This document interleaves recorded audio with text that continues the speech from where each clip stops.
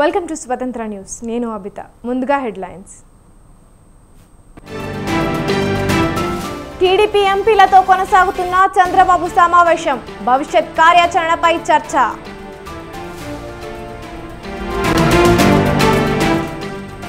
రాష్ట్రంలో భయానక పరిస్థితులు నెలకొన్నాయి. టీడీపీ ముఠాలు స్వైర విహారం చేస్తున్నాయన్న జగన్.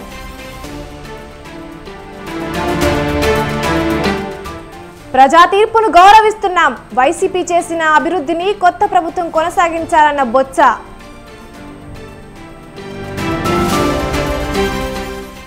కాంగ్రెస్ నాయకులు దుష్ప్రచారం చేస్తున్నారు.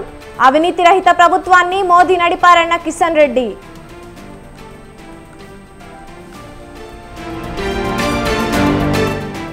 కొనసాగుతున్న పట్టభద్రుల ఎమ్మెల్సీ ఉప ఎన్నిక ఓట్ల లెక్కింపు. తీన్మార్ మల్లన్నకు గట్టి పోటీ ఇస్తున్న రాకేష్ రెడ్డి.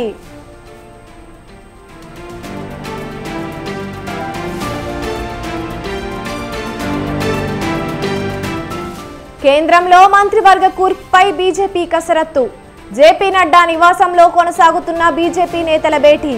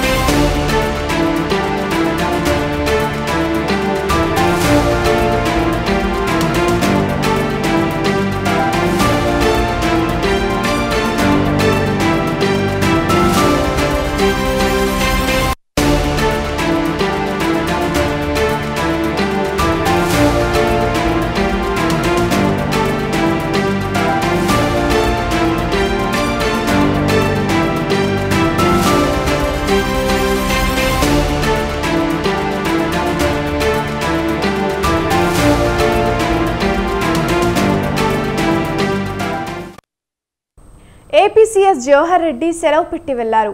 సాయంత్రంలోగా కొత్త సీఎస్ను నియమించే అవకాశం ఉంది. సలహాదారులను తొలగించాల్సిందిగా ఆదేశాలు జారీ అయ్యాయి. ఇప్పటి వరకు రాజీనామా చేయని సలహాదారులను తొలగించాలని ఆదేశాలు వచ్చాయి. మరోవైపు అనారోగ్య కారణాలతో ఆర్థిక శాఖ ప్రత్యేక ప్రధాన కార్యదర్శి రావత్ కూడా సెలవు పెట్టి వెళ్లారు.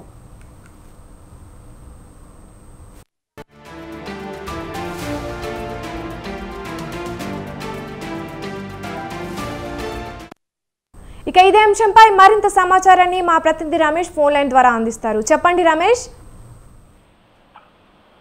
అవిగా ప్రస్తుతం ప్రభుత్వం మారినటువంటి నేపథ్యంలో సీఎస్ గా ఉన్న జవహర్ రెడ్డిని సెలవుపై వెళ్లాల్సిందిగా నిన్ననే టీడీపీ అధినేత చంద్రబాబు నాయుడు సూచించారు. దీంతో జవహర్ రెడ్డి ఈ రోజు సెలవుపై వెళ్ళినట్టు తెలుస్తూ ఉంది. ఈ సాయంత్రంలోగా కొత్త సీఎస్ ను నియమించే అంశానికి సంబంధించి ఒకవైపు కసరత్తు జరుగుతుంది. కొత్త సీఎస్ ఎవరనే దానికి సంబంధించి పలువురు సీనియర్ ఐఏఎస్ అధికారుల పేర్లను కూడా చంద్రబాబు నాయుడు పరిశీలిస్తూ ఉన్నారు. ఈ రోజు సాయంత్రానికి సీఎస్ కు సంబంధించి ఒక స్పష్టత వచ్చే అవకాశం ఉంది. మరోవైపు ఇంటెలిజెన్స్ చీఫ్ గా ఎవరిని నియమించాలనే అంశం పైన కూడా చర్చ జరుగుతుంది.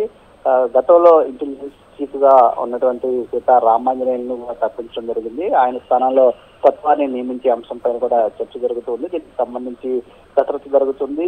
ఇంటెలిజెన్స్ చీఫ్ కి సంబంధించి కొంతమంది సీనియర్ ఐపీఎస్ అధికారుల పేర్లు కూడా ప్రస్తుతం పరిశీలనలో ఉన్నాయి. దీనికి సంబంధించి కూడా ఈ రోజు సాయంత్రానికి ఒక క్లారిటీ వచ్చే అవకాశం ఉంది. మరోవైపు ఆర్థిక శాఖ స్పెషల్ సీఎస్ గా ఉన్నటువంటి రావత్ కూడా అనారోగ్య కారణాలు చూపిస్తూ సెలవు పెట్టి వెళ్ళేటువంటి పరిస్థితి కూడా ఉంది. సీఎస్ ఆర్థిక శాఖ స్పెషల్ సీఎస్ రావత్ కూడా సెలవుపై వెళ్ళినటువంటి నేపథ్యంలో ఆ స్థానాన్ని భర్తీ చేసేందుకు కూడా మరొకరిని నియమించే అంశం పైన కూడా కసరత్తు అయితే జరుగుతుంది.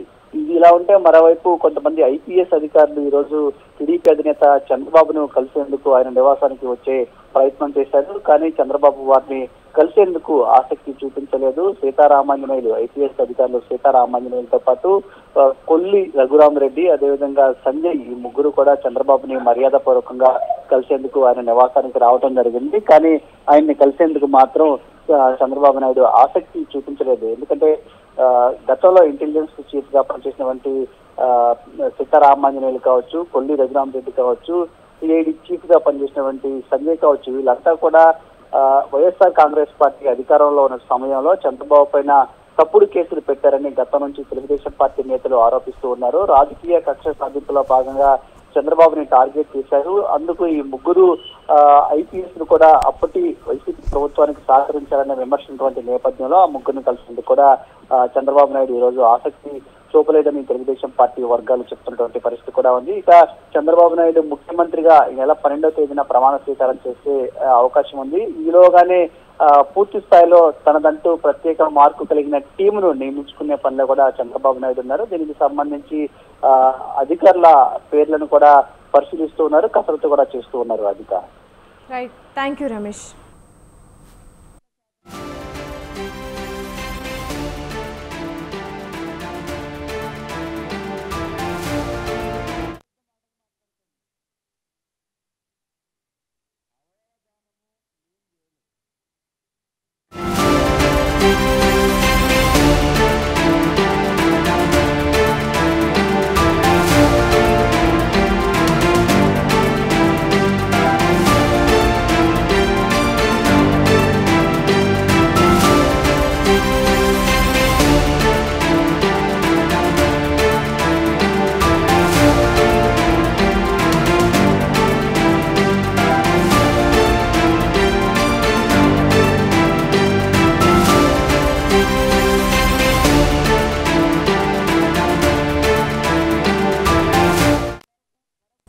ఏపీలో అత్యంత భయానక వాతావరణం నెలకొని ఉందని వైసీపీ అధినేత జగన్ మండిపడ్డారు.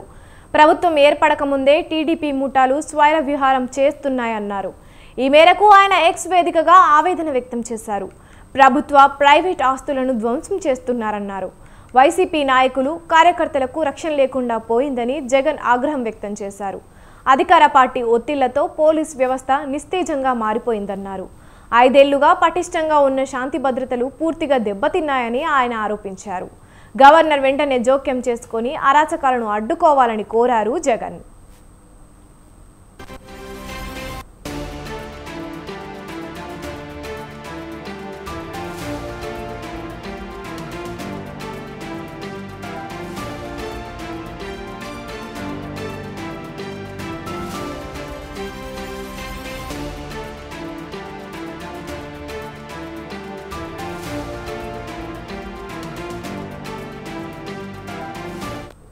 ఏపీలో అత్యంత భయానక వాతావరణం నెలకొని ఉందని వైసీపీ అధినేత జగన్ మండిపడ్డారు. ప్రభుత్వం ఏర్పడక ముందే టీడీపీ ముఠాలు స్వైర విహారం చేస్తున్నారన్నారు. ఈ మేరకు ఆయన ఎక్స్ వేదికగా ఆవేదన వ్యక్తం చేశారు. ప్రభుత్వ ప్రైవేట్ ఆస్తులను ధ్వంసం చేస్తున్నారన్నారు. వైసీపీ నాయకులు కార్యకర్తలకు రక్షణ లేకుండా పోయిందని జగన్ ఆగ్రహం వ్యక్తం చేశారు. అధికార పార్టీ ఒత్తిళ్లతో పోలీస్ వ్యవస్థ నిస్తేజంగా మారిపోయిందన్నారు. 5 ఏళ్లుగా పటిష్టంగా ఉన్న శాంతి భద్రతలు పూర్తిగా దెబ్బతిన్నాయని ఆయన ఆరోపించారు. గవర్నర్ వెంటనే జోక్యం చేసుకొని అరాచకాలను అడ్డుకోవాలని జగన్ కోరారు.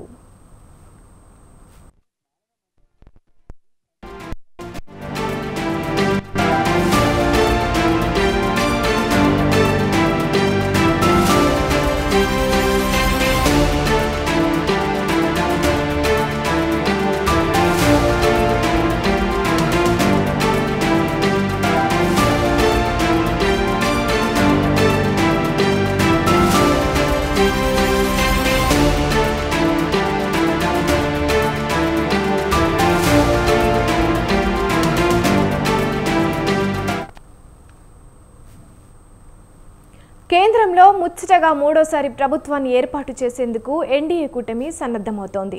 ఇప్పటికే తమ కూటమికి నాయకుడిగా ఎన్డీఏ భాగస్వామ్య పక్షాలు మోదీని ఏకగ్రీవంగా ఎన్నుకున్నాయి. త్వరలోనే ఆయన ప్రమాణ స్వీకారం చేయనున్నారు. దీంతో ఇప్పుడు దేశ ప్రజల దృష్టంతా మంత్రివర్గ కూర్పుపైనే ఉంది. ఈసారి మోదీ కేబినెట్లో ఎవరికి చోటు లభించనుంది, మిత్రపక్షాల్లో ఎవరికెన్ని మంత్రి పదవులు దక్కనున్నాయి అనే దానిపై సర్వత్రా ఆసక్తి నెలకొంది. ఈ క్రమంలోనే కేబినెట్ కూర్పు, కూటమి పక్షాలతో అనుసరించాల్సిన వ్యూహం, తదుపరి కార్యాచరణపై బీజేపీ కసరత్తు మొదలుపెట్టింది.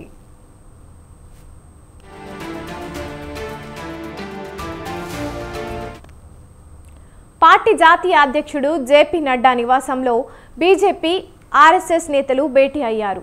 కేంద్రంలో మంత్రివర్గ కూర్పు, కూటమి పక్షాలతో అనుసరించాల్సిన వ్యూహం, కార్యాచరణపై బీజేపీ కసరత్తు చేసింది.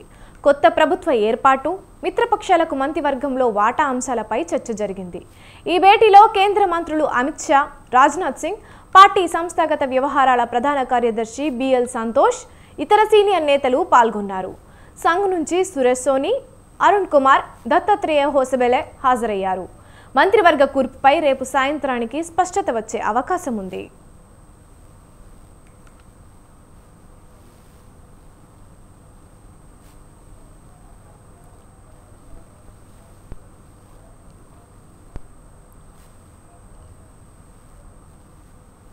కేంద్ర కేబినెట్లో మంత్రి పదవులు ఎవరికెన్ని దక్కుతాయనేది ఆసక్తికరంగా మారింది.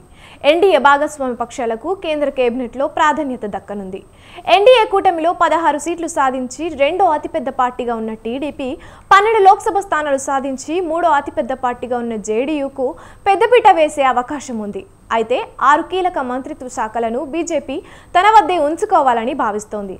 ప్రధానంగా హోం, ఫైనాన్స్, రక్షణ, రైల్వే, ఐటీ, న్యాయశాఖలు బీజేపీ తన వద్దే ఉంచుకునే అవకాశం ఉంది. ఇక మిత్రపక్షాలకు వ్యవసాయ శాఖ కేటాయిస్తారని తెలుస్తోంది. నిన్నటి ఎన్డీఏ సమావేశంలో టీడీపీ, జేడీయూ ఎటువంటి డిమాండ్లు చేయలేదని సమాచారం. ఏపీ నుంచి టీడీపీకి 3, బీజేపీకి 1, జనసేనకు 1 మంత్రి పదవి ఇచ్చే అవకాశం ఉంది.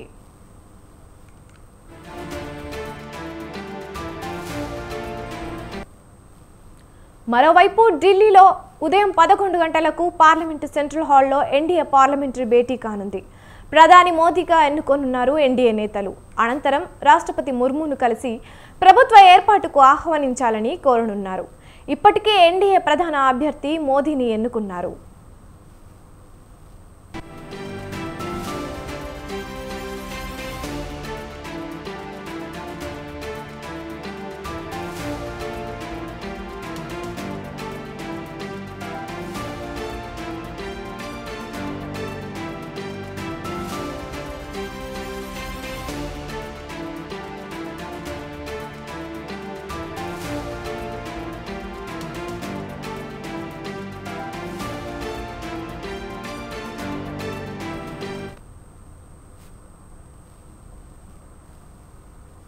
ఆరామస్థాన్ సర్వేపై టీడీపీ నేత బుద్ధా వెంకన్న తీవ్ర విమర్శలు చేశారు.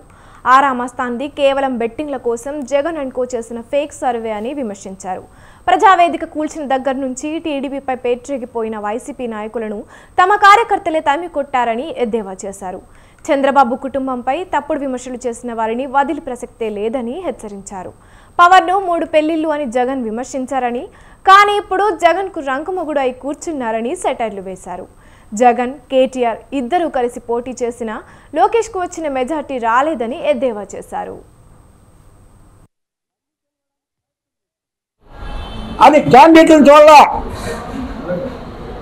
నేను చంద్రబాబు గారికి ప్రభుత్వం పోయిన 6 నెలల్లో చెప్పా హైదరాబాద్లో, సార్ మీరు మళ్ళీ 2024లో ఇచ్చాపురం నుంచి చిత్తూరు వరకు మీరు ఎవరికి బీఫార్మ్ ఇస్తే వాళ్ళు అసెంబ్లీలో ఉంటారండి, మీరు ఎంపీ టికెట్లు ఎవరికి బీఫార్మ్ ఇస్తే వాళ్ళు పార్లమెంట్లో ఉంటారండి అని చెప్పాను.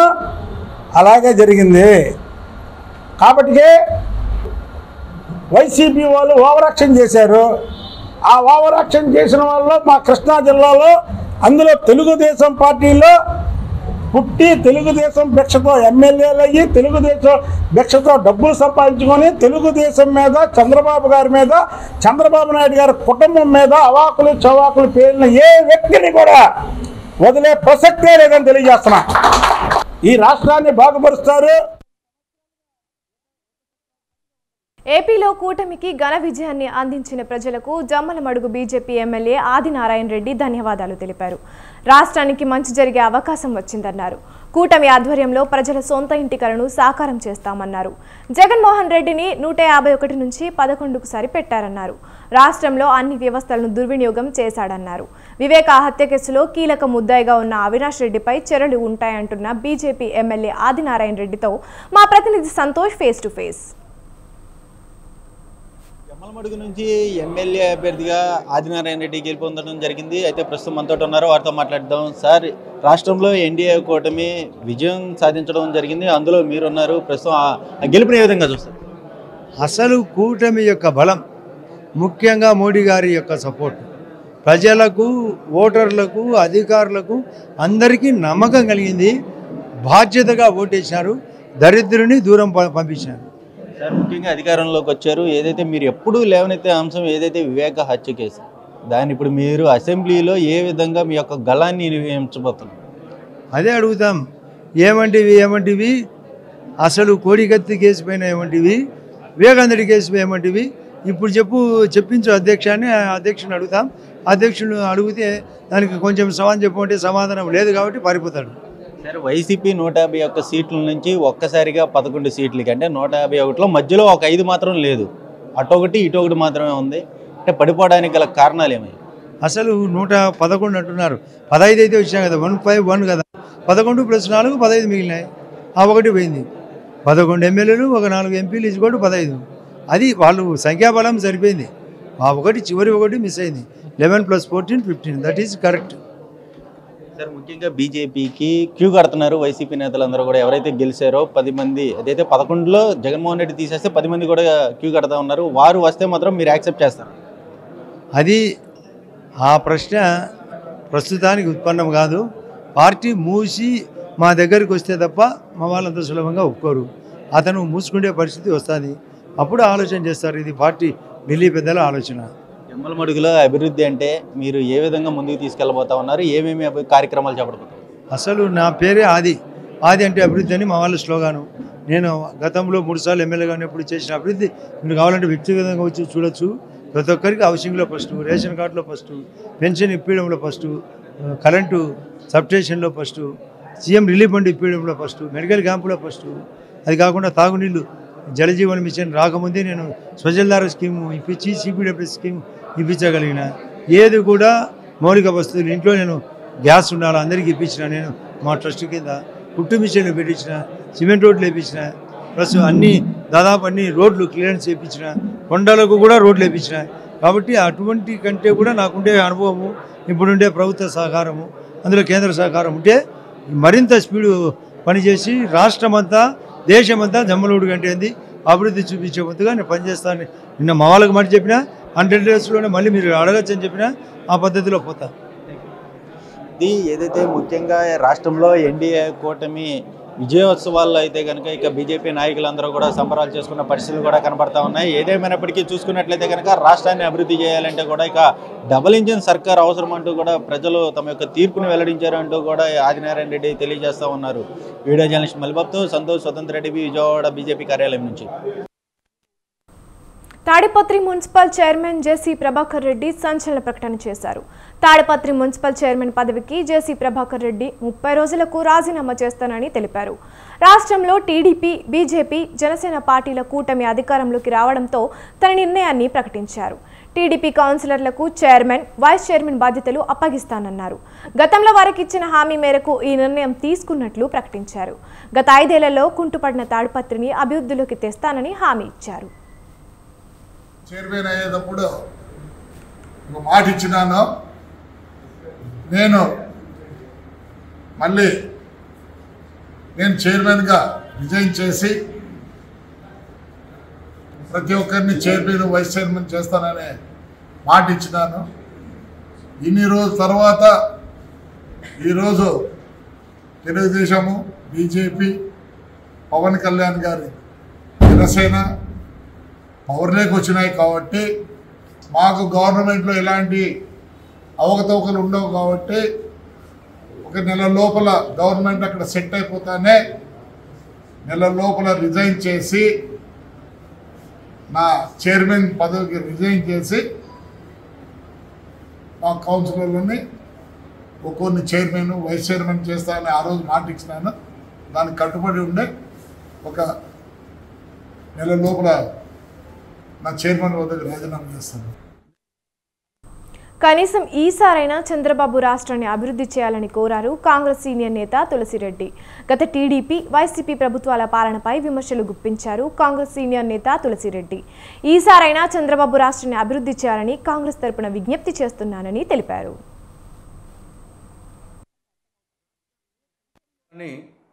కాబోయే ముఖ్యమంత్రి చంద్రబాబు నాయుడు గారికి ఆంధ్రప్రదేశ్ కాంగ్రెస్ కమిటీ విజ్ఞప్తి చేస్తా ఉంది. ఆనాడు సోనియా గాంధీ గారి మార్గదర్శకత్వంలో కేంద్రంలోని మన్మోహన్ సింగ్ గారి ప్రభుత్వం ఆంధ్రప్రదేశ్కు నవ్యాంధ్రప్రదేశ్కు 3 వరాలు ఇచ్చింది.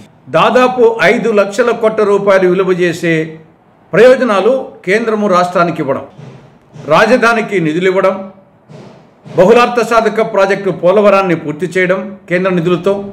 కాంగ్రెస్ పార్టీ అధికారంలోకి వచ్చి ఉంటే ఈ పాటికి ఈ 3 వరాలు ఇప్పటికే అమలైపోయింది, సీమాంధ్ర స్వర్ణాంధ్ర అయింది. కానీ దురదృష్టవశాత్తు కేంద్రంలో బీజేపీ అధికారంలోకి రావడం, రాష్ట్రంలో 2014లో తెలుగుదేశం పార్టీ, 2019లో జగన్ పార్టీ అధికారంలోకి రావడంతో ఈ యొక్క వరాలు అమలు కనీసం ఈసారైనా.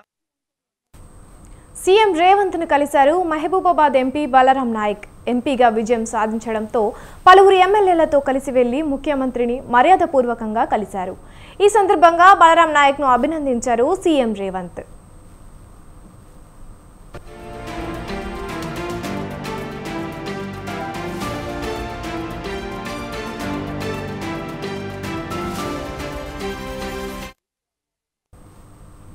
భాగ్యనగరంలో చినుకు పడితే చిత్తడే, ఓ గంట జోరుగా వాన పడితే రోడ్లన్నీ చెరువులే. అందుకే వర్షాకాలం ప్రారంభం కావడంతో వరద నీటి ఇబ్బందులపై ఫోకస్ పెట్టారు జీహెచ్ఎంసీ కమిషనర్ రొనాల్డ్ రోజ్. నగరంలో పలు ప్రాంతాల్లో పర్యటించి వాటర్ స్టాగ్నేషన్ పాయింట్లను పరిశీలించారు. ఈ సందర్భంగా సిటీలో వరద నీటి నిల్వ సమస్య లేకుండా పటిష్టమైన చర్యలు తీసుకోవాలని అధికారులను ఆదేశించారు.